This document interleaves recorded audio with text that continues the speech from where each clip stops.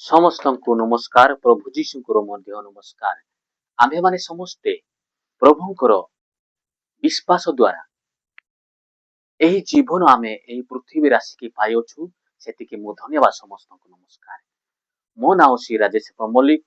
YouTube ତରଫରୁ ସମସ୍ତଙ୍କୁ ନମସ୍କାର। ଆଉ ଆମ୍ଭେମାନେ ଯାହା ଈଶ୍ୱରଙ୍କର ବାକ୍ୟ ନିମନ୍ତେ ଆମେ ଆଗକୁ ଯିବା। ଆସନ୍ତୁ ଆମ୍ଭେ ଭାଇ ଭଉଣୀ ସମସ୍ତେ ଉପସ୍ଥିତ ଥିବା ପ୍ରତ୍ୟେକ ଏହି ପୃଥିବୀରେ ଓଡ଼ିଶାରେ ଯେକୌଣସି ବ୍ୟକ୍ତି କେଉଁଠାରେ ଅଛନ୍ତି ଆମ୍ଭମାନଙ୍କୁ ଠାରେ ଜଡ଼ିତ ଅଛନ୍ତି ପ୍ରାର୍ଥନା କାଳୀନ ବିଶ୍ୱାସ ଜୀବନ ଯାପନ କରୁଥିବା ସମସ୍ତଙ୍କୁ ମୋର ଅଭିନନ୍ଦନ ଆଉ ନମସ୍କାର। ଆମ୍ଭେମାନେ କେଉଁ କେଉଁ ବିଶ୍ୱାସ ଜୀବନ ଆମ୍ଭେ ପାଇଅଛୁ। ତେଣୁ ଆମେ ସମସ୍ତେ ପ୍ରଭୁଙ୍କର ଲୋକ ହେଇଥିବୁ, ତାହେଲେ ଆମେ ବୁଝିପାରିବା ମୁଁ କେଉଁଠାରେ ମୁଁ ଅଛି। ଆମକୁ ପ୍ରଭୁ ସୁସ୍ଥ କରିବେ ନା ନାହିଁ, ଯୀଶୁ କେଉଁ କେଉଁ ଲୋକମାନଙ୍କୁ ସୁସ୍ଥ କରିବେ, ତାହେଲେ ଆମେ ସମସ୍ତେ ପ୍ରଭୁଙ୍କର ଲୋକ। ଏହି ଯୀଶୁ ଆମମାନଙ୍କର ରକ୍ଷା କରୁଅଛନ୍ତି, ଏହି ଯୀଶୁ ଆମମାନଙ୍କର ସୃଷ୍ଟି କରିଅଛନ୍ତି।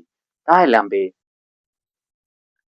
ଆମ୍ଭେ ପାଠ କରିବା ପ୍ରଭୁ ସମସ୍ତଙ୍କର ପ୍ରଭୁ, ଆଉ ଭାବ ବିଚାର କରିବେ ନାହିଁ। ପ୍ରିୟ ବାପା ଭାଇମାନେ, ଏହି ପୃଥିବୀରେ ଅନେକ ଲୋକମାନେ ଅଛନ୍ତି ଆଉ କେମିତି ମାଗିଲେ ତାହାଙ୍କ ରୋଗରେ ପୀଡ଼ିତ ଥିଲେ ସେମାନେ କେମିତି ସୁସ୍ଥ ହେଇପାରିବେ, ତାହା ମୁଁ ଏବେ ବାଇବଲ ଶାସ୍ତ୍ର ପାଠ ପଢିବା ନିମନ୍ତେ ମୁଁ ଆପଣମାନଙ୍କର ଏହି ସୁବିଧା ପାଇଅଛି। ଆଉ ଆଗାମୀ ଦିନ ମଧ୍ୟରେ କେମିତି ମୁଁ ପାଇବି ଆଉ ପାଇବାକେ ଯିବି, ସେତିକି ମୁଁ ଏ ବାକ୍ୟ ନିମନ୍ତ ପାଠ କରିବା ନିମନ୍ତେ ମୁଁ ସୁବିଧା ପାଇଥିବାରୁ ସମସ୍ତଙ୍କୁ ଆଉ ଥରେ ଅଭିନନ୍ଦନ ଆଉ ନମସ୍କାର। ଆମେ ମାର୍କ ଲିଖିତ ସୁସମାଚାର 8:23 ଆମେ ପାଠ କରିବା।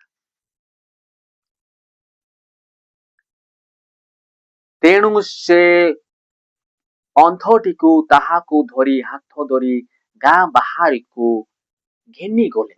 ପୁଣି ତାହାଙ୍କୁ ଆଖିରେ ଛେପ ପକାଇ ଓ ତାହାଙ୍କ ଉପରେ ହାତ ଥୋଇ ତାହାଙ୍କୁ ପଚାରିଲେ, ତୁମ୍ଭେ କି କିଛି ଦେଖିଅଛ? ତେଣୁ ଆସନ୍ତୁ ଭାଇମାନେ, ଏମ୍ଭେ ମଧ୍ୟ ଆମେ ଆଖି ଥାଇ ଅନ୍ଧ ହେଇଯାଉଛୁ। ପ୍ରିୟ ବାପା ଭାଇମାନେ, ଆଖି ଥାଇକି ସିଏ ତ ଆଖି କିଛି ତାକୁ ଦେଖାଗଲା ନାହିଁ। ଏବେ ବର୍ତ୍ତମାନ ଆମ୍ଭେ ଆଖି ଥାଇକି ମଧ୍ୟ ଆମେ ଅନ୍ଧ ହେଇଯାଉଛୁ। କେମିତି ଅନ୍ଧ ଯାଉଛୁ? ଆମେ ପ୍ରଭୁଙ୍କର ପଥ ଜାଣିକି ଅଲଗା ପଥକୁ ଆମେ ଯାଉଛୁ। ଦେଖନ୍ତୁ ଭାଇମାନେ, ଆଉ କେମିତି ଆମେ ଯାଉଅଛୁ ମୁଁ କହିବି। ଆମକୁ ସପ୍ତାହକୁ ପ୍ରଥମ ସପ୍ତାହ ହଉ, ମାସକୁ ପ୍ରଥମ ସପ୍ତାହ ହଉ, ପ୍ରଭୁ ଆମମାନଙ୍କୁ ସମସ୍ତଙ୍କୁ ବିଶ୍ରାମ ବୋଲି ଦେଇଅଛନ୍ତି। ତାହେଲେ ତାହାଙ୍କୁ ଆମେ ଚିହ୍ନି ପାରୁନୁ ଆଉ ଜାଣିପାରୁନୁ। ତେଣୁ ଆମର ଅନ୍ଧ ଆଖି, କାନ, ମୁହଁ ଭଲ ଥିଲେ କି ଲାଭ ନାହିଁ। ପ୍ରିୟ ବନ୍ଧୁମାନେ, ଆପଣ ମାନେ ଭଲ ନାହିଁ। ତେଣୁ ଆଖି ସବୁ ଥାଇକି ମଧ୍ୟ ଆମେ ଅନ୍ଧ ହେଇଯାଉଛୁ। ଆଉ ସୁସ୍ଥ କୋଉ ପ୍ରକାର ହେବା? ପ୍ରିୟ ବାପା ଭାଇମାନେ, ସିଏ ତ ବାର୍ଥିନ ନାମକ ଜଣେ ଆଉ ଅନ୍ଧ ଥିଲା। କେବଳ ଆମେ ସବୁ ଅନ୍ଧ ନଥାଇକି ମଧ୍ୟ ଅନ୍ଧ ହେଇଯାଉଛୁ। ବାପା ଭାଇମାନେ, ଆମେ ସମସ୍ତେ ତାହାପରେ ଅନ୍ଧ ଅଛୁ। ଆମେ ଅନ୍ଧ ଅଛୁ। ସେ କାହିଁ କହିଲା, ମୁଁ ମନୁଷ୍ୟକୁ ଦେଖିଅଛି, କାରଣ ମୁଁ ଗଛ ପରି କଣ ଚାଲୁଥିବା ଦେଖିଅଛି। ଆଉ ମୁଁ ଗଛ ପରି ଚାଲୁଥିବା ଦେଖି ନାହିଁ, କେବଳ ମଣିଷକୁ ଗଛ ପରି ଚାଲୁଥିବା ମୁଁ ଦେଖିଅଛି। ପ୍ରିୟ ବାପା ଭାଇମାନେ, ଗଛ ପରି ମଣିଷ ଚାଲୁଥିବା ମୁଁ ଦେଖୁଅଛି। ଆଉ ଗାଈ ଗୋରୁ ନାହିଁ, ଛେଳି ନାହିଁ, ଘୁଷୁରି ନାହିଁ। କେବଳ ମଣିଷକୁ ଗଛ ପରି ଚାଲୁଥିବାଟା ମୁଁ ଦେଖୁଅଛି। ପ୍ରିୟ ବାପା ଭାଇମାନେ, ଆଜିଠୁ ଆମ୍ଭେମାନେ ଆଉ ତଳକୁ 24 ପଦରେ ଲେଖା ହେଇଛି, 24 ପାଠ କରିବା। ତାହାପରେ ଯୀଶୁ ପୁଣି ତାହାଙ୍କୁ ଆଖିରେ ହାତ ଦେଲେ, ଆଉ ସେଥିରେ ସେ ସୃଷ୍ଟି ରୂପେ ଦେଖିଲା, ଆଉ ସୁସ୍ଥ ହୋଇ ଏହି ଦୃଷ୍ଟିରେ ସମସ୍ତେ ବିଷୟ ଚାହିଁବାକୁ ଲାଗିଲେ। ଯୀଶୁ ତାହାଙ୍କୁ ହାତ ଦେଲେ, ଆଖିରେ ଛୁଇଁଲେ। ତେଣୁ ଆମ୍ଭେମାନେ ସମସ୍ତେ ପ୍ରଭୁ ଯୀଶୁଙ୍କୁ ଆମେ ଜାଣିପାରୁନୁ। ଆମକୁ ତାହାଙ୍କୁ ତ ମୁହଁରେ ଛୁଇଁଲେ, ଆମକୁ ଆତ୍ମାରେ ଛୁଇଁ ଅଛନ୍ତି। ତେଣୁ ଆମେ ତାହାଙ୍କୁ ବିଶ୍ୱାସ କରୁନ, ତାହାଙ୍କୁ ଆମେ ବିଶ୍ୱାସ ବାହାରକୁ ରଖିଅଛୁ, ଭିତରକୁ ନେଉନାହିଁ। ପ୍ରିୟ ବାପା ଭାଇମାନେ, ଆମେ ସେ ଆଖି ଅନ୍ଧ ହେଉଛୁ। ତେଣୁ ଆମ୍ଭେମାନେ ଯୀଶୁ ତାହାଙ୍କୁ ହାତ ଧରିକି ସେ ସୁସ୍ଥ କଲେ। ହାତ ଧରିକି ସେ ସୁସ୍ଥ କରିଅଛନ୍ତି। ପ୍ରିୟ ବାପା ଭାଇମାନେ, ଆମେ ସମସ୍ତେ ପାପୀ ଅଛୁ। ଆମେ ସମସ୍ତେ ପଛକୁ ଅଛୁ। ପ୍ରଭୁ ଯୀଶୁଙ୍କୁ କେତେ ବର୍ଷ ଯୀଶୁଙ୍କୁ ଜାଣିଲେ କି ଲାଭ ଅଛି? କିଛି ଲାଭ ନାହିଁ। ପ୍ରିୟ ଭାଇ ବାପା ଭାଇମାନେ, ଆମ୍ଭେମାନେ ସମସ୍ତେ ପାପରେ ପଡିଅଛୁ। ପରେ ଯୀଶୁ ତାହାକୁ ହାତରେ ଘରକୁ ପଠାଇଲେ, କହିଲେ, ଏ ଗାଁ ଭିତରକୁ ସୁଦ୍ଧା ଯାଅ ନାହିଁ।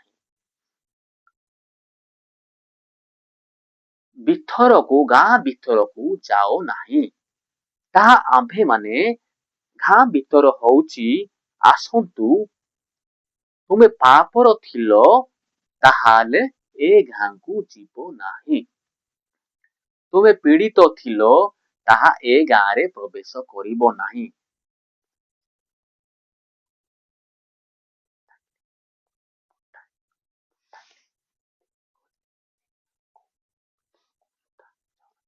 ପ୍ରିୟ ବାପା ଭାଇମାନେ, ଏହି ପାପକୁ ତୁମ୍ଭେମାନେ ଆଉ କରିବ ନାହିଁ। ତେଣୁ ଆମ୍ଭେମାନେ ପାପରେ ଆଉ ଜାଣିକି ପାପ କଲେ ଏହି ଆଖି ଅନ୍ଧ ହେବା। ପ୍ରିୟ ବାପା ଭାଇମାନେ, ଆମେ ଅନ୍ଧ ହେଇଯିବା। ତାହା ଯୀଶୁ ତାହାଙ୍କର ଆତ୍ମାର କହିଲେ, ଆଉ ତୁମ୍ଭେମାନେ ଗାଁ ଭିତରକୁ ଯିବ ନାହିଁ। ତାହାହେଲେ ଯଦି ଯିବ, ତୁମେ ପାପରେ ପଡ଼ିବ। ତେଣୁ ଯୀଶୁ ସମସ୍ତଙ୍କୁ ଏବେ ମଧ୍ୟ କହୁଅଛନ୍ତି, ତୁମ୍ଭେମାନେ ପାପ କର ନାହିଁ। ତୁମ୍ଭେମାନେ ମତେ ଜାଣିଛ ଆଉ ଦେଖିଅଛ, ତୁମ୍ଭେମାନେ ପାପ କର ନାହିଁ। ପାପ କଲେ ଏଥିଉତାରେ ଯୀଶୁ ତାହାଙ୍କୁ ଶିଷ୍ୟମାନଙ୍କୁ କାଇରସିଆ ଫିଲିପ ଅଞ୍ଚଳରେ ଗ୍ରାମ ମାନଙ୍କ ପ୍ରସ୍ଥାନ କଲେ। ସେ ମାନେ ଯୀଶୁ ତାହାଙ୍କୁ ଫିଲିପ ଅଞ୍ଚଳକୁ ପ୍ରସ୍ଥାନ କଲେ। ଆଉ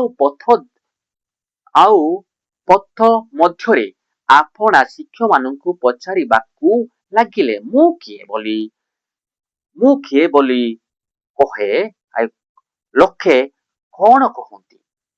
କେତେବେଳେ ସେ ଯୀଶୁ ଖ୍ରୀଷ୍ଟ ଫିଲିପି ଅଞ୍ଚଳକୁ ଯାଉଛନ୍ତି, ଆଉ ଶିଷ୍ୟମାନଙ୍କୁ ଯୀଶୁ କହୁଅଛନ୍ତି, ମୁଁ କିଏ ବୋଲି ଶିଷ୍ୟମାନଙ୍କୁ ସିଏ ନିଜେ କହୁଅଛନ୍ତି। ଭାଇ ବାପା ମାନେ, କିଏ? ସେଥିରେ ସେମାନେ ତାହାଙ୍କୁ କହିଲେ, ବାପ୍ତିଷ୍ଟ ଯୋହନ, ଆଉ କେହି ଏଲିୟ, କିନ୍ତୁ କେହି କହନ୍ତି ବାବବାଦୀ ମାନଙ୍କ ମଧ୍ୟରେ ଜଣେ। ଆଉ ଅନ୍ୟ ଲୋକ ଜମା ଥିଲେ, ସେମାନେ ଜାଣିପାରି ନଥିଲେ।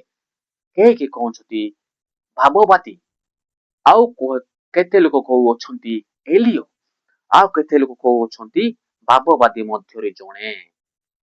ତେଣୁ ଆମ୍ଭେମାନେ ତାହାପରେ ଜାଣିପାରୁନୁ।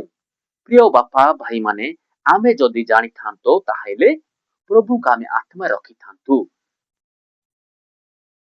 ଅନେକ ବାଇବଲ ବାକ୍ୟ ନିମନ୍ତେ ଅନେକ ଶିକ୍ଷା ଅଛି। ପ୍ରିୟ ବାପା ଭାଇ ମାନେ, ମୁଁ ତ ପାପୀ, ତେଣୁ ପାପୀ ହେଇକି ମୁଇଁ ଅନ୍ଧ ହୋଇଅଛି।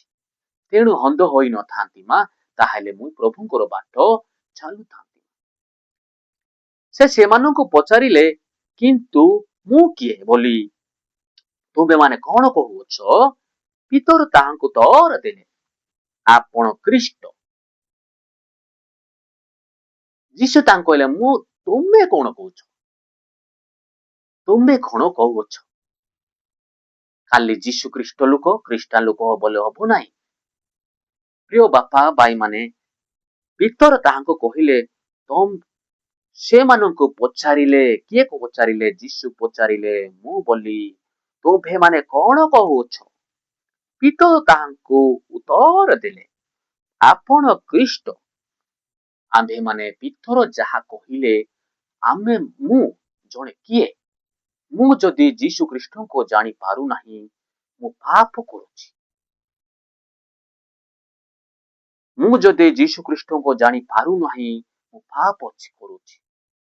ଯୀଶୁ ଖ୍ରୀଷ୍ଟ ନିଜେ ଆସି କହିପାରିବ ନାହିଁ। ସେ ଅନ୍ତର ଆତ୍ମା, ସେ ପବିତ୍ର ଆତ୍ମା। ସେଥିରେ ଯୀଶୁ ସେମାନଙ୍କୁ ତାହାଙ୍କୁ ବିଷୟରେ କହିବାକୁ କିଛି ନ କହିବାକୁ ଦୃଢ ରୂପେ ଆଜ୍ଞା ଦେଲେ। ସେମାନଙ୍କୁ କହିଲା, ଦୃଢ ରୂପେ ବିଶ୍ୱାସ କରିକି ଆଜ୍ଞା ଦେଲା। ପ୍ରିୟ ବାପା ଭାଇ ମାନେ, ମୁଁ ମଧ୍ୟ ପାପୀ, ତେଣୁ ସେ କହିପାରିଲା ନାହିଁ। କେବଳ କିଏ କହିଲେ? ପିତର ଜଣେ କହିଲା, ଆଉ ଅଲଗା ଲୋକ କିଏ କହିଲେ ନାହିଁ।